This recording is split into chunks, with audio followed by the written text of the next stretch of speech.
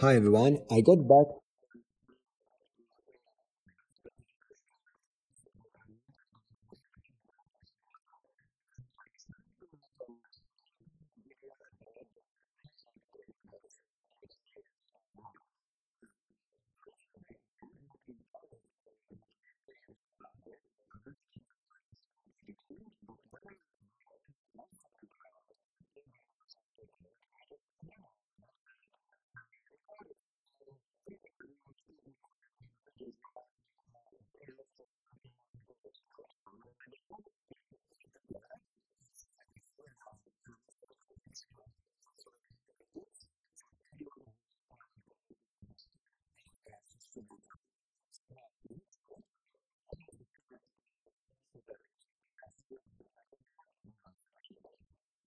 Alright, just a quick video. I'm here heading deeper into the jungle of Siberut Island.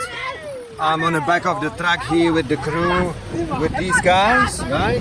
So I'm heading, that's my guide and that's Jude from the Mentawai tribe. And we're heading deeper into the rainforest really. So at some point soon this road will finish and then, I almost tripped over now, and then it'll be all by boat from then on, so I'll catch up later. So now we've just loaded up the boat, connected the engine, now we're refueling, it has to be wrapped up in top, and now our crew is ready. So we're heading upriver, yes, let's do it.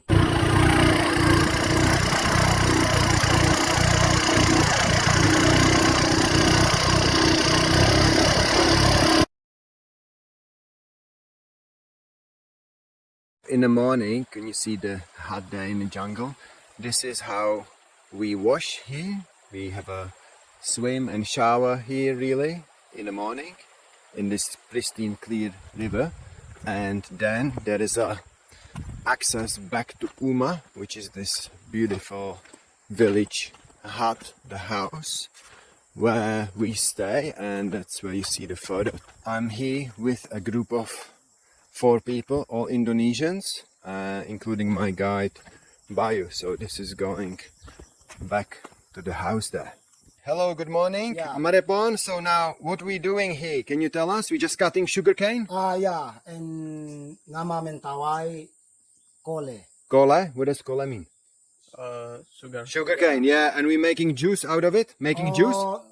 Langsung drink. Drink, yes. Awesome. Thank you. Terima Yes, kasih. Simbah kere. Terima kasih. Yeah. So we're just here and our guide here is preparing a trap for pig. So he has to set up a pig trap. He just went to harvest some food, some wood.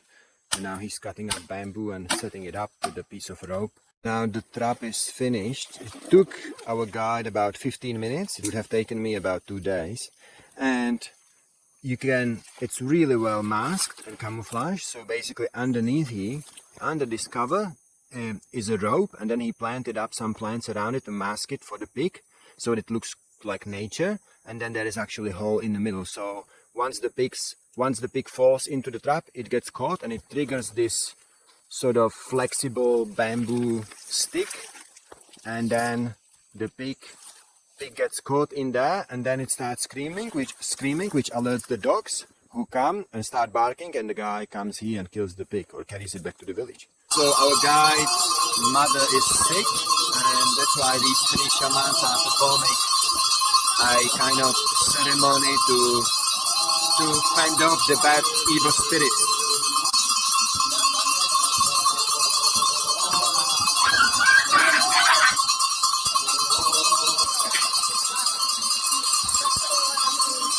So what the guys are doing now, they're preparing medicine out of these medicinal plants. They mix it up together to prepare some kind of potion for Annapurna's sick mother.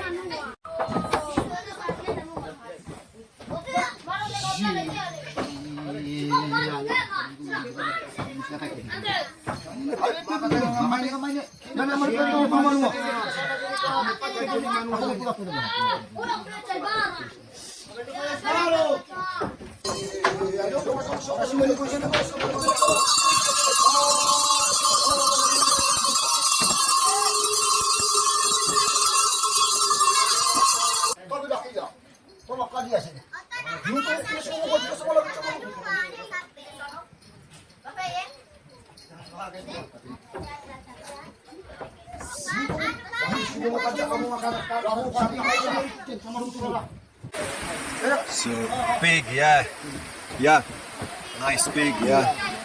So what they're gonna do is they caught this pig, and now Amaropon, whose mother is sick, is doing some sort of ceremonial procedure, like, and now they're gonna kill it, which I don't want to participate in because I don't eat meat. And so forgive me, but I'm not gonna participate in this because anyway, but with all respect, I think killing animals in this kind of setting is fine because they kill it and they cook it on site and then they eat it, so it's nothing like factory farming or anything. But then they're gonna actually cook it here in the middle of Uma. Uma is the big hut, and they're gonna cook it here. And then the lady, And then what? The lady, yeah. prepare sagu in the bag. They prepare sago in a bag, the ladies. Okay, over there. Well, okay, let's have a look. So the ladies, hello, hi. They preparing sago here, and it's gonna be eating, accompanying the pig, which is going to be cooked there, right? That's exciting. All right, so they killed the pig, they've gutted it out, and now they put it on a stake here, right? And now they're going to burn the fur off the pig. So they don't actually skin it, but they burn the fur off. And that's what the leaves are for.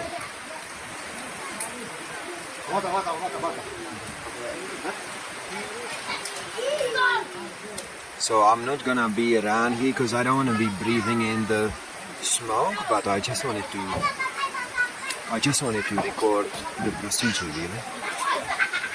Now they've burned the skin off. They scratched it off with the machete, the burnt bits, and now they're just chopping it to pieces. In the meantime, we had a massive thunderstorm, which is just receding. So just look at this surrounding landscape. We're right in the middle of this pristine wilderness on Siberut Island. Alright, so we're back at the Uma from before, where they had the pig. It's about 9 p.m. I was just told by my guide that this ceremony is going to go on for about 24 hours. So apparently whole night tonight until tomorrow evening. So we'll see how it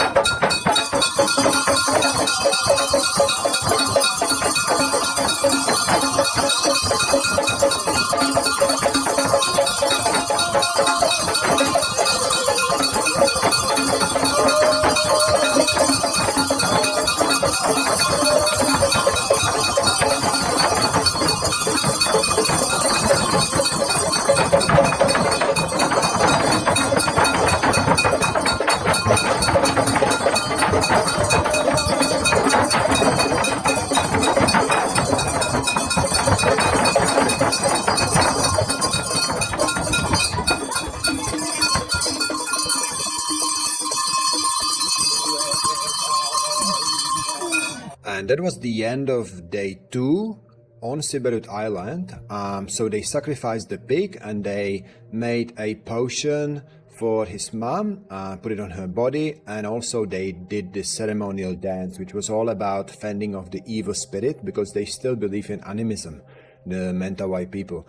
But it was not enough. So what happened the following day, as you're about to see, we went to the forest just behind the Uma for about 1 or 1.5 hours to collect more plants, and they made a medicinal potion out of it. And then the following night they sacrificed another pig, which is quite a big deal for the Mentawais, because pigs are very valuable commodity and they're used for bartering. So we're here with these guys, hello, and what they're doing is actually they collecting some medicine plants for Amarapon's mother, Amanoko's mothers who's sick. Yeah. So they collecting this medicine for the ceremony later on. So now we're continuing down the slope, navigating this challenging landscape, the primary rainforest here on Siberut Island.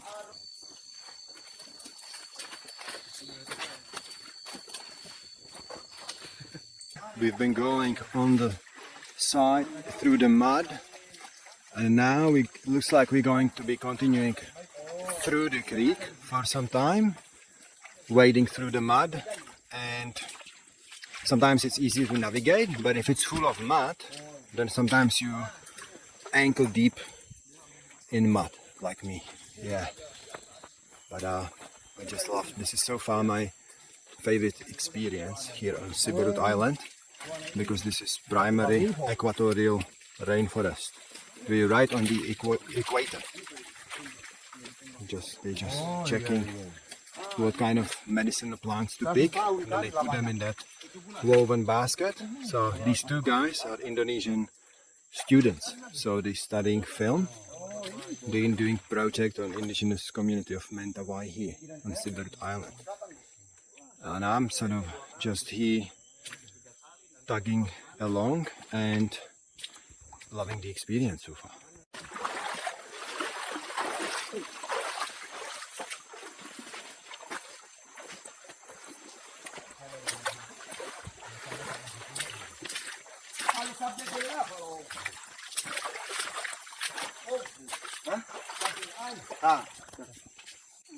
All right, so it looks like that they've picked enough plants, and now they chopped some kind of tree, and now they're skinning the tree to harvest the bark. And I volunteer in my backpack because it looks like they don't have enough bags to cover, so I volunteer in my backpack. And yeah, it looks like they're washing it. I don't understand how this works, but it seems to be the deal. And then after that, we'll be carrying it back to the village, where it'll get processed in some ceremonial way, and the elixir, the healing potion, will be made, and then the ceremony will continue for the sick mother. For me, this jungle trekking on Siberut Island was the highlight of the entire trip, because I've been wanting to come here to Siberut Island since I was about 11 or 12 years old. And so to be there with the Mentawais and experiencing their traditional hunters-gatherers lifestyle as they still practice, it's not show for tourists, it was extraordinary. I'm here with Bayo, who is my guide, and I'm here with Aman Karo here. And they just told basically what we're doing here. We're collecting some bark of a tree, which I'll tell you about later, for making clothes. But what's interesting, we just came across this interesting mushroom there. What's the name of the mushroom? The name? Tugla, which is called Tugla. And basically, they're just pointing out various plants for medicinal purposes. And now this mushroom, they explained, is good for healing bones and also for healing stomach pain. But what's also interesting about it is that they don't collect the single mushroom, because that would impede its growth. So they only collect it if there are many mushrooms. So unless there is like colony of mushrooms, they don't collect it because they need to sustain it. So I just want to highlight A, that this is a traditional medicine, but B, the sustainable attitude towards all of these resources they just find freely in this beautiful rainforest. Just going through the creek bed underneath this log, following the guys, going through the creek, navigating this very challenging landscape. I'm going to make sure I don't drop my phone in the creek, because then I'm fucked. Alright, cross that. And these are the sort of conditions we're living in. That's totally undisturbed, pristine, primary equatorial rainforest.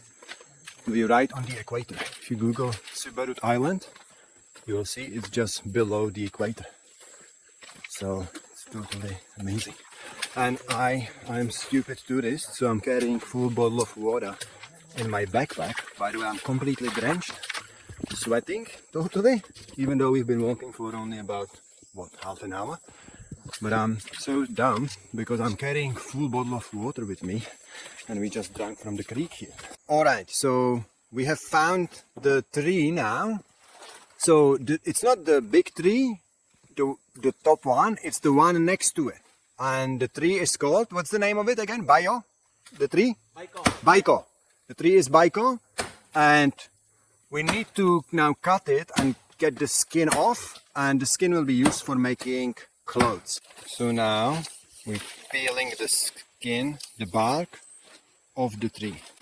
Alright, so now we've just taken the skin, the bark off the tree and wiped it off of the sap, and now he's rolling it up and it'll be carried back to the village, I believe, and then the clothes will be made of it. But I was also told just a moment ago that the sap from the tree, this bit is used, the stick, oh yeah, it is like chewing gum. Yeah, it's used as a glue to trap birds. So I'm learning so much. Okay, so now we've just taken the hard bark off, the one we cut from the tree, and now that's the inner bark inside, and now he's pounding the softer bark to make it soft and pliable. Just wanted to kind of shoot this quick video, just got this idea right now because it's about 2 o'clock Friday and there's usually a lot of commotion, but now we just had lunch and it's a really hot day, and I just wanted to capture this kind of the essence of this moment since we're in this pristine, unique environment, because this is really something unusual, right? Because there is no traffic, no electricity, and no signal, no coverage whatsoever. Basically, people are just now relaxing and resting, right? Because it's really, really hot. And so we're now in the Uma, which is the house again. I'm here with Seb. Hi Seb, how are you going? Thanks Seb. And yeah, basically we're a group of 4. So it's our guide Bayo, Seb and his friend. I forgot his name right now. Then it's my little shelter here. We sleep on these mats, and then we've got mosquito nets around us. And then here is the kitchen. And the owners of this house, they just went to visit, so everybody is relaxing now. There's about 15 dogs and chickens and ducks and cats, and they kind of all share the same premises. Yeah, obviously cats, and then also ducks are roaming around and also underneath the house. So we about 3/4 of a meter above the ground on stilts, and for example when they're cooking they can just throw the leftovers through the slats, through the planks, the boards, and the animals eat it underneath, right? Ducks and chickens and other animals, right? But basically what I'm trying to say is that and I'm actually reading right now Thomas Mann's The Magic Mountain, which is a novel about different perception and different attitude towards time. So I'm reading this Thomas Mann's book, The Magic Mountain, and now I just got this idea about how really it is true that the concept of time and the experience of time really is your situation dependent, right? It depends on where you are, what you do. It depends on these attributes, how you perceive time. Because I just have a feeling that like time may as well not exist at all right now, you know, like it's almost everything is kind of still. And I just realized how removed I am from normal day-to-day life. And right now we in kind of like a mid-story level rainforest, which is mainly sago palms. And what we're doing here is basically they're looking for a suitable sago tree to find a worm inside, which they eat if there is not enough protein. But it has to be long enough and it has to be already rotting, and that's where the worms are active. So we'll see how we go if there are any worms in there. Okay, so now you can see that after about 5 minutes the leaf is getting full of worms over there. See the crawling, and more over there. Yeah, as Anton is hacking away at this log, sago palm log, fishing the worms out of it, and he has to squish their heads off, otherwise they're gonna crawl away, and then he's gonna bring it back to the village. But I haven't had one, but the guys, both Will and Sap, had one, and apparently Will loves it, yeah, and apparently it tastes like coconut. So yeah, I can't really tell. I mean, anyway, I can, but yeah, I don't eat meat, so I'm gonna do it. Now we have finished. That's the hacking spot, getting the worms, and now we're heading back to the village, to the hut or uma. And just wanna record this just to give you some kind of perspective, this landscape and of this environment, right? Of the conditions. So basically the access to this is through there. So I just wanna show you how we got here, so that you know what it's like to be here every day and how to get around and that sort of thing. So it's basically a walk through mud. Sometimes it's thicker, sometimes it's thinner, sometimes it's shallow, sometimes it's deep, but it's mud all the time nonetheless.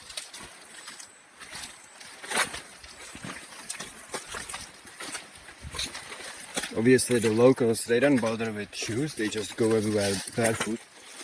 But yeah, we tourists, we wear these gumboots.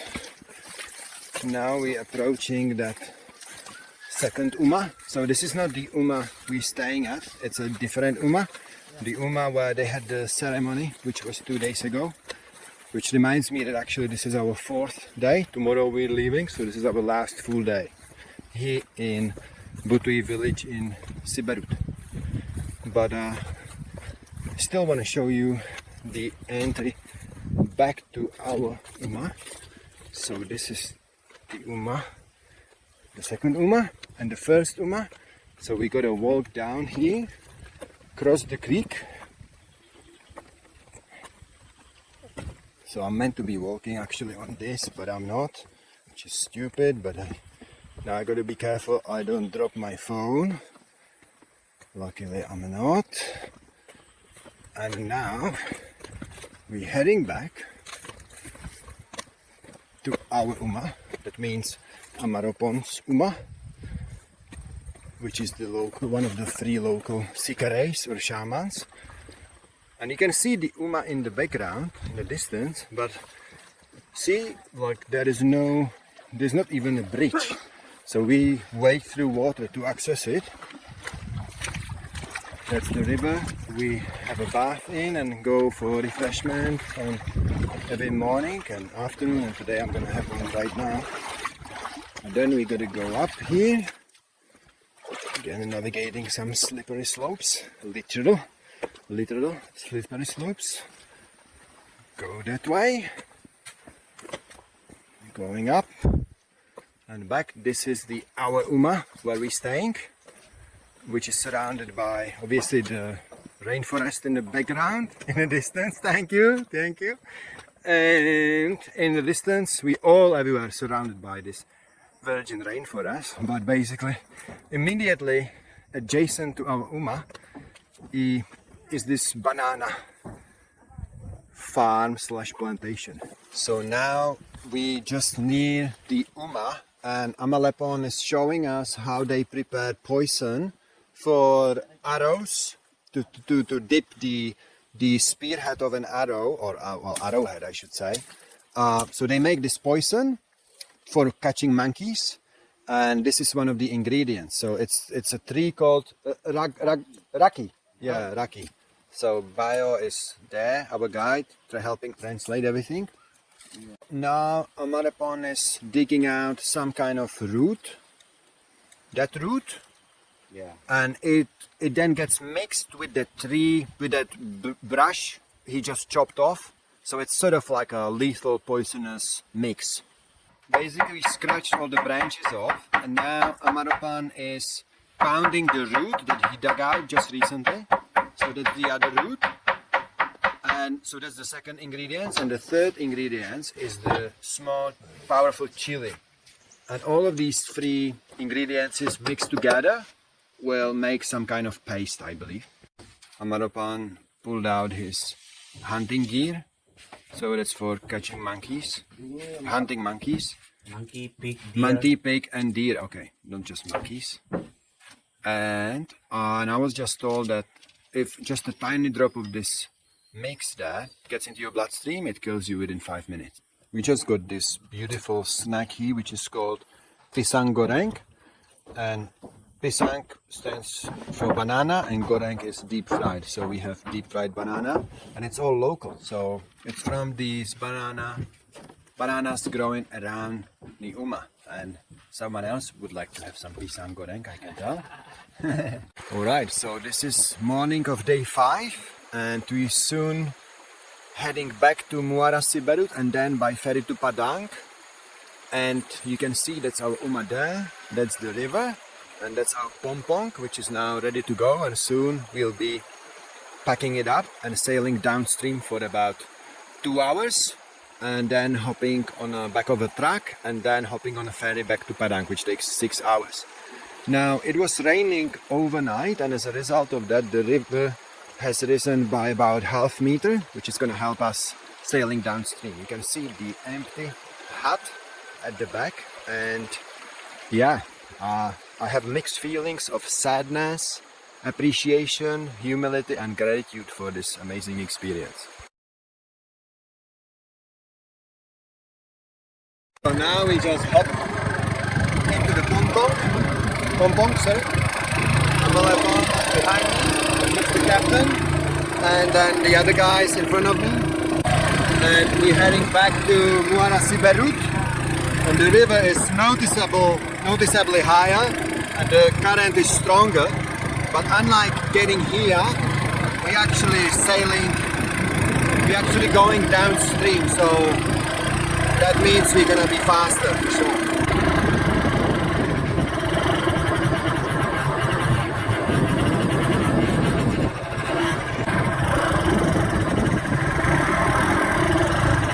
Now we hopped off our pompong, disembarked the boat, and we at Rogdok village, which is the last point accessible by road.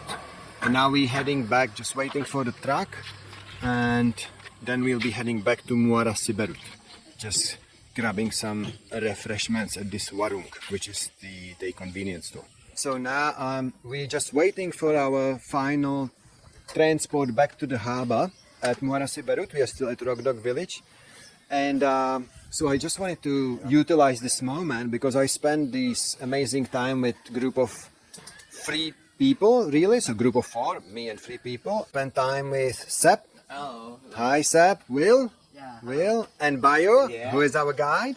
And I just took this moment because it's very interesting, and I really appreciate this moment because I haven't been traveling with other Westerners who are other tourists, which for me would have been quite boring. And I was quite lucky because I've been traveling with locals, which is always what I try to do. It's not always possible, but this time it happened. So I just like to ask few questions, Sep. Ya. So Sep, what brings you here to Siberut?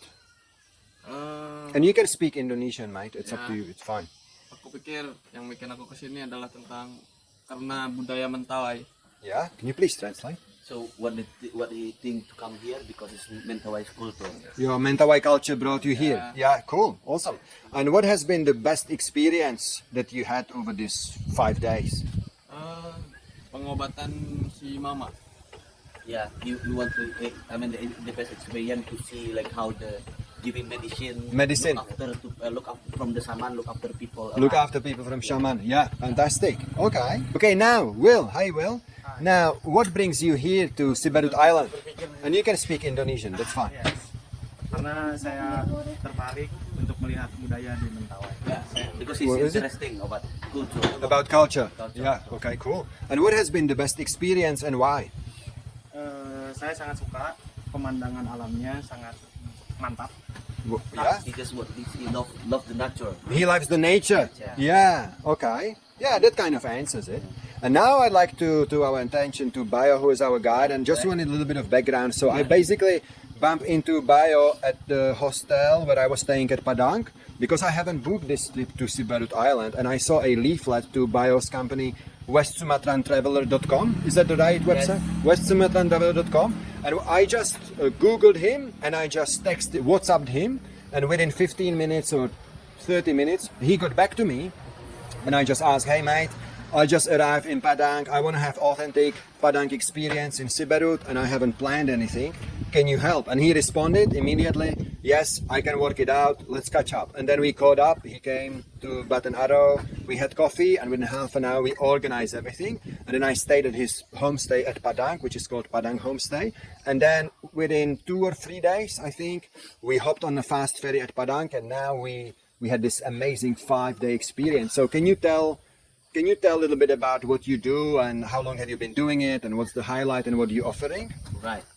So guys, my name is Bayu, and then I'm doing this one. I'm doing this trip already like 7-8 years already. All right. Like, and then but I know Mentawai is when I study, but my background is anthropology, and then now I'm anthropologist. I'm doing my connecting by being with the shaman, and then with the colony, and then with me being like outside of part of them, but I'm becoming their family. They tell me everything now, and then like now they're kind of like, we can do more like that, you know, like we can do like, even we can bring a guest to the house, something like that. And then that's before I just like researching, and come to the house, and then now I see many people grow, and then like that.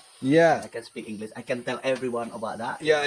So Bayo speaks great English, and he's native to Padang, so he speaks local language, but also he speaks Mentawai, which is totally different to Bahasa Indonesia. So there's Bahasa Mentawai, and not many people speak Mentawai, because these people, local Mentawai tribe, like Amalepon, we stayed at his house, they speak Bahasa Mentawai, but they don't speak Bahasa Indonesia. So which is great help. So anything else you would like to say? It's if you're interested, it's coming to see this forest, and to see how the natives still living like natives right now. Still live. Still live in like traditional way. Like it's like it's kind of interesting. I want to show you before they gone, guys. Before it gets developed, before this place, which is still really authentic, they still actually hunt monkeys with bow and arrow, really, and make their own poison. They make their bush medicine, and who knows how long this will last, right? So again, it's Bayo from westsumatrantraveler.com. Alright, so now we wrapped up the first part, and now a few words to say. Basically, originally, I had intended to go to Gunung Leuser first, because I organized my flights to fly to Medan, which is the capital of whole Sumatra. It's the biggest town in Sumatra. So I flew from Sydney to KL, and then from KL to Medan, and then back. But then when I landed in Medan, I then decided, because I only had 2 weeks, to go down to Siberut first. That's why you saw part 1, Siberut first. So I flew from Medan to Padang, and then did Gunung Leuser second. And then I did that because there were few more moving parts to go to Siberut, because you have to have a guide, you have to get a national park permit, the ferry only leaves 3 times a week. Sometimes if it's rough seas, the ferry doesn't go, and there are just few moving parts and few things to go wrong, and I really wanted to have the Siberut experience, so I then decided to do that first, and that's why I changed my itinerary. But back in Medan, part 2, few things to say. So if you decide to go to Gunung Leuser National Park, most people actually go via Bukit Lawang, which is on the outskirts of the park, and you can access it in 3 hours from Medan. But I heard bad things about Bukit Lawang, and the guides at Ketamba, which is where I went to instead, they called it Bullshit Lawang, because Bukit Lawang apparently is very touristy, and even the guides are reportedly disturbing the orangutans and wildlife in order to make them move, to make it more exciting for tourists, and that's definitely something I didn't want to be part of. So instead I read up on a place called Ketamba, which you see, it's roughly in the middle of that circle up there, which is harder to access, but it's right in the middle of the national park. It still takes about 9 or 10 hours to get to via transport, and that brings me to an important point. So if you want to go to Ketambe, actually I stayed in this place called Pondok Wisata, Ketambe Guest House, with Irwan and his wife Duwerte, who is Dutch. And I had an amazing experience. I recommend them. And if I go to Ketambe again, I'm going to go with them for a longer jungle trek. But very importantly, do not go via minivan, which is this white minivan. I made this mistake because I always like to travel like locals and be around locals. I try to not to do touristy stuff, but this was a bad move. It took whole night and I was crammed between 3 people and they were live chickens on board, and we were stopping every half an hour to load and unload cargo. Absolutely terrible experience. I don't want to be judgmental, but I arrived at Ketambe after 10 hours being totally knackered, and obviously that spoils your trip, right? You want to be fresh. So definitely, if you're traveling there from Medan, get your guest house, or if you don't have that arranged, get it independently. Get a shared taxi. They usually leave in the morning and evening, just twice a day. But because of my flight, I landed in Medan from Padang around 12 p.m., so midday. I didn't want to hang around for 8 or 9 hours Medan because, another thing to say, Medan is considered Indonesia's Gotham city. I was told by a few Indonesians, so again, not tourists. It's quite a rough, noisy and ugly town. I spent 3 nights there, but it's definitely a skippable experience. I wouldn't probably go there again unless I have to. So instead of that, get a shared taxi. Okay, so enough said. Now we're going to the Gunung Leuser National Park.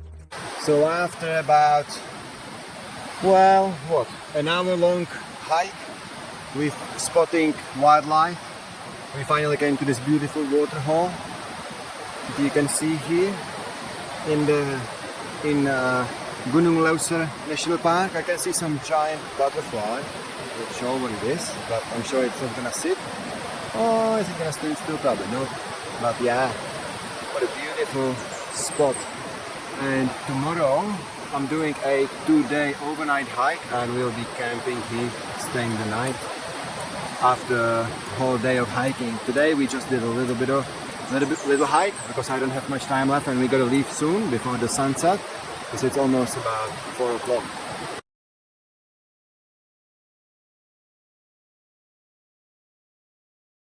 Day 2 at Gunung Leuser National Park. I'm just making a quick video here showing the forest, which is equatorial primary rainforest, dipterocarp rainforest here in Sumatra, northern Sumatra, Aceh province. I'm here with my guide Eddie, and we're spending 2 days here. Basically, today is the day 1. We just done some wildlife spotting, and now we're gonna have lunch at the river, and then after lunch we're gonna do more wildlife spotting. And tomorrow morning we're gonna get up very early because that's the best time to spot wildlife, after 6 o'clock. And then we're gonna head up the river, or maybe it's down the river, I'm not actually sure, to hot springs and waterfalls. But just recording this to showcase the difference between the rainforest here, dominated by a large and not as dense vegetation, in comparison to Siberut Island, which look very different. So these massive trees are hundreds of years old.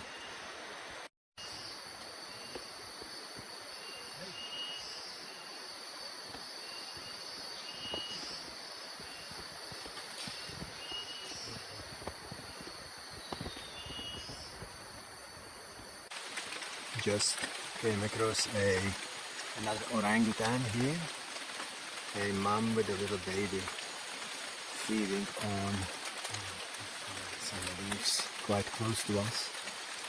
Okay, so we just got back from our wildlife spotting, and in about 3 hours, it's been raining for about 3 hours, and this is our camp, just basic makeshift camp, and we're gonna spend the night here, over here.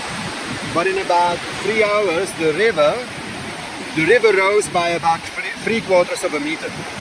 And the guide, Eddie, just told me that if it keeps raining and if the river continues to rise, we can't cross it tomorrow on the way to the waterfall and to the hot spring. So fingers crossed, the water level drops, but we'll see tomorrow. So again, for me, this trip to Gunung Leuser National Park was primarily about the environment, fauna and flora. I've always wanted to come here because it's the last place in Sumatra where you can see orangutans in the wild. That's why a lot of the videos of the wildlife are not very good, because it's not a nature reserve and where they feed them, where you just get great shots. But I wasn't there for the shots. I wanted to be in the wilderness.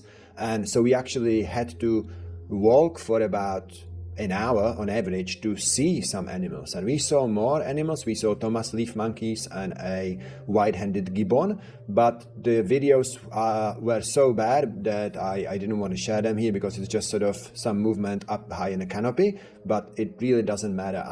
If I come here again, and I might, definitely had a great time, and Ketamba is again right in the middle of Gunung Leuser National Park, which is a pretty big national park. I would probably want to stay more nights in the forest, because that way you get deeper into the rainforest and you get to see some more animals, possibly even elephants, and well, you probably won't see the tiger, even though it lives there, because it's very elusive, but you could see elephants and rhinos and some other animals, but they are a little bit shy, these animals, so you got to go quite deeper, and that's why you need more nights. But I had a great time and I got exactly what I wanted. We're about an hour up river from our camp, and we just stopped over here for natural hot springs.